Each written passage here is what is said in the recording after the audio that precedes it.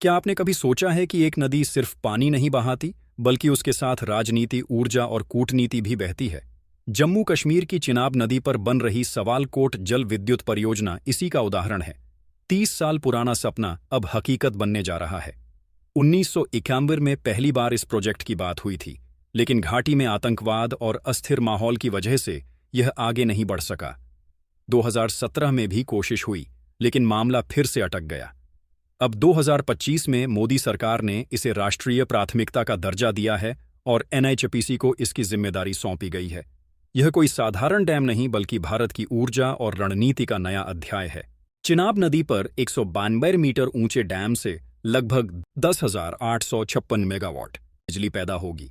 इतनी बिजली जो लाखों घरों और हजारों फैक्ट्रियों को रोशनी और ऊर्जा देगी और जम्मू कश्मीर को आत्मनिर्भर बनाएगी। खास बात यह है कि यह बिजली पूरी तरह हरित ऊर्जा होगी, जिसमें न धुआं होगा न प्रदूषण।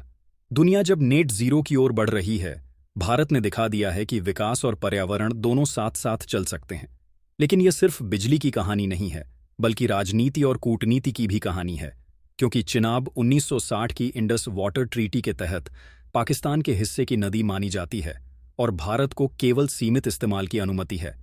पाकिस्तान पहले भी किशनगंगा और बगलिहार जैसे प्रोजेक्ट्स पर आपत्ति जता चुका है और अब सवालकोट से भी उसकी चिंता बढ़ गई है, क्योंकि उसे डर है कि भारत पानी रोकने की ताकत पा जाएगा, जिससे उसकी खेती और ऊर्जा प्रभावित होगी।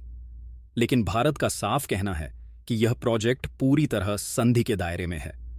इस प्रोजेक्ट की लागत लगभग 20,000 करोड़ रुपए होगी और इसे 2 चरणों में पूरा किया जाएगा। 2026 में काम शुरू होगा और 2032 तक यह पूरा होने की उम्मीद है। इस दौरान हजारों इंजीनियरों, मजदूरों, ठेकेदारों और स्थानीय व्यवसायों को रोजगार मिलेगा। साथ ही इलाके में सड़कें, स्कूल और अस्पताल जैसी सुविधाएं भी बढ़ेंगी।